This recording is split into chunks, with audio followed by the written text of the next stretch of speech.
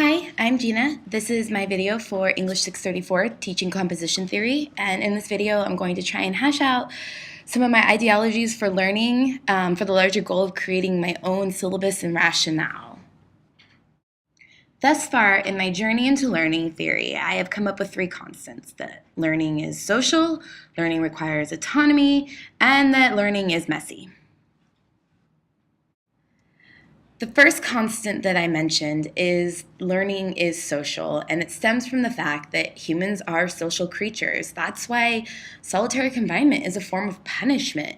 Unfortunately, the current system for the setup of a classroom is not made for a social approach to learning.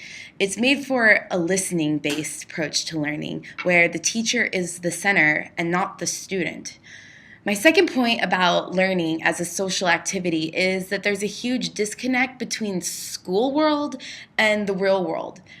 When schools should be equipping students with the skills that they need to be successful adults, no matter what their future plans are, whether they want to be actors or lawyers or engineers or professional students like myself.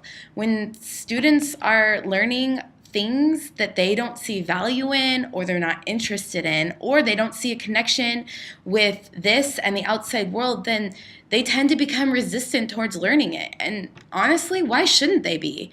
There's no reason for students to have to balance their identity in school world and in real world when these two worlds need to collide together so students can have one identity. Lastly, humans imitate. Actually, all mammals imitate. And we always have. Think about any fashion trend. Remember hair feathers that were so popular last summer? Knowing this, teachers should take advantage by modeling what it looks like to be a learner, a discoverer, a curious person, rather than the teacher being the fountain of all the knowledge. They should join in the discovery process with their students. On a smaller scale, teachers should be constantly modeling what it looks like to do any activity or skill that the class is trying to learn. For example, in order for students to have meaningful peer editing, they need to know what meaningful peer editing looks like. Teachers should be practicing that and modeling it with the students so they know what it looks like, and they can in turn use those skills when it comes time for them to do it on their own.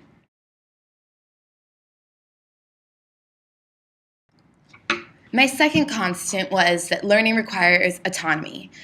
It's one that I'm struggling with. Learning is not cool when it's identified as learning for school. And because of this, students tend to be very passive in school learning.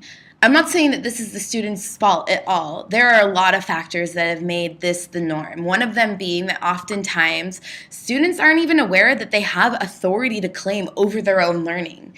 In addition to this, students who are allowed to have any sort of self-efficacy are typically the students who have already demonstrated that they know how to play the game school, when in reality, it's the students who don't want to play the institution's games who need the teacher to give them self-efficacy the most in their learning.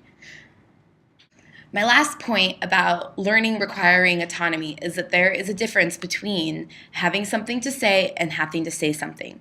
When a student has something to say, it's most likely going to be interesting and smart, because when a person is comfortable with the subject, that person's vocabulary will also automatically become refined.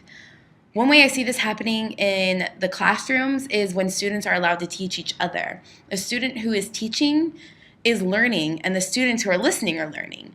When this happens, the student that's teaching is creating a positive relationship with learning, and the students who are listening are watching autonomy be modeled for them right in front of them. My last constant is the fact that learning is messy.